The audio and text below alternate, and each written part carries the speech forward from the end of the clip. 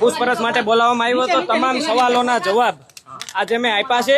કાયદા ઉપર મને ભરોસો છે, ભવિષ્યમાં પણ જ્યારે પણ મને આ વિષય બાબતે મારી પૂછપરછ કરવામાં આવશે તો હું હાજર રહીશ। જયરાજ આહિરના ચહેરા ઉપર દેખાયો ડર।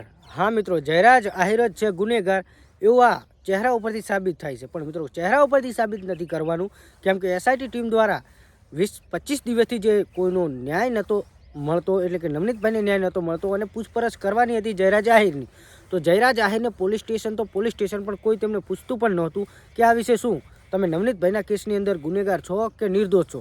પણ મિત્રો, અત્યારે એસઆઈટી ટીમ દ્વારા જયરાજ આહિરને તેડું આવ્યું એસઆઈટી ટીમની પૂછપરછ માટે। તો મિત્રો, તેઓ એટલે કે જયરાજ આહિર પોતાની ગાડી લઈ અને એસઆઈટી ટીમની એટલે કે ભાવનગર પહોંચ્યા ત્યારે તેમના મીડિયાવાળાઓ સવાલ કરાવ્યો, પણ મિત્રો સવાલનો જવાબ તો આપવો દૂર રહ્યો। પણ જે જયરાજ આહિરના ચહેરા ઉપર લોકો તમે અહીંયા જોશો તો તેમના ચહેરા ઉપર ચોખ્ખે ચોખ્ખો ડર જોવા મળી રહ્યો છે। તો શું મિત્રો, ક્યાંક ને ક્યાંક જયરાજ આહિરનો જ આ ઘટના પાછળ હાથ છે? તો મિત્રો, હવે ખુલાસો થવાનો છે, કેમ કે સૌથી મોટો ખુલાસો બહાર આવ્યો છે। જે 15 મુદ્દા આપ્યા હતા નવનીતભાઈએ જયરાજ આહિર વિરુદ્ધ, માયાભાઈ આહિર વિરુદ્ધ, જે તેમની સાથે ઘટના બની છે તેના ઉપર। તો મિત્રો, આ ઘટના બન્યા બાદ 15 મુદ્દા આપ્યા બાદ જ જયરાજ આહિરને બોલાવવામાં આવે છે એસઆઈટીની પૂછપરછ કરવા માટે। તો શું મિત્રો, નવનીતભાઈએ એવા તો શું ખુલાસા કર્યા છે, 15 મુદ્દાઓ આપ્યા છે, અને મિત્રો એ મુદ્દાઓ પણ હું તમને બતાવવાનો છું। અને બાકી જે જયરાજ આહિર એસઆઈટી ટીમની બહાર પહોંચ્યા ત્યાં તેમનો ચહેરો જોવા લાયક હતો, કેમ કે મિત્રો તેમનો ચહેરા ઉપર ચોખ્ખે ચોખ્ખો ડર જોવા મળે છે।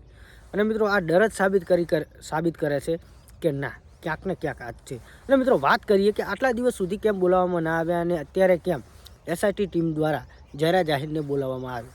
મિત્રો, આ પણ એક નવનીતભાઈના 15 મુદ્દાઓ મળ્યા છે, જે સબૂત આપ્યા છે, ત્યારબાદ જ જયરાજ આહિરની પૂછપરછ કરવામાં આવી છે। બાકી મિત્રો, આટલા દિવસ સુધી 20-25 દિવસ સુધી જયરાજ આહિરને કોઈએ કાંઈ પૂછ્યું જ નથી।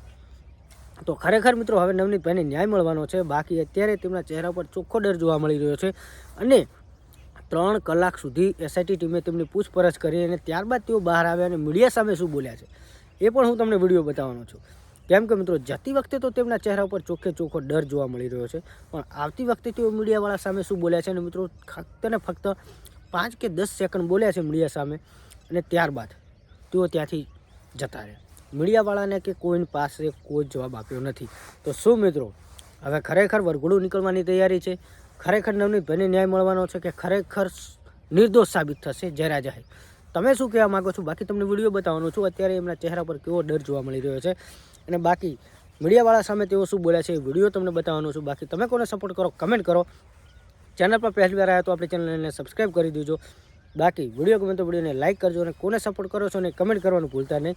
બાકી અત્યારે જે વિડીયો વાયરલ થઈ રહ્યો છે ને ચહેરા ઉપર તમે ખાસ ધ્યાન આપજો। જે જતી વખતે એસઆઈટી ટીમની અંદર જે પૂછપરછ માટે જાય છે ત્યારે તેમના ચહેરા ઉપર કેવો ડર છે એ જુઓ, અને વળતા આવીને શું રિટર્ન બોલે છે એ પણ જુઓ, વિડીયો જુઓ। આહિર છે તે હાજર થયા છે। જયરાજભાઈ, શું પહેલી પ્રતિક્રિયા? તમારી ઉપર આક્ષેપ થયા હતા, આજે તમે હાજર થયા, તમારી ઉપર આક્ષેપ લાગ્યા છે, અનેક પ્રકારના તમારી ઉપર આક્ષેપ છે। જયરાજભાઈ, શું કહેશો? આમાં સામેલ તમારી ઉપર આક્ષેપ લાગ્યા છે, તમે પૂછપરછ માટે બોલાવવામાં આવ્યો તો તમામ સવાલોના જવાબ આજે મેં આપ્યા છે।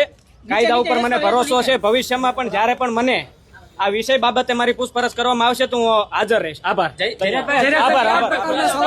જયરાજભાઈ,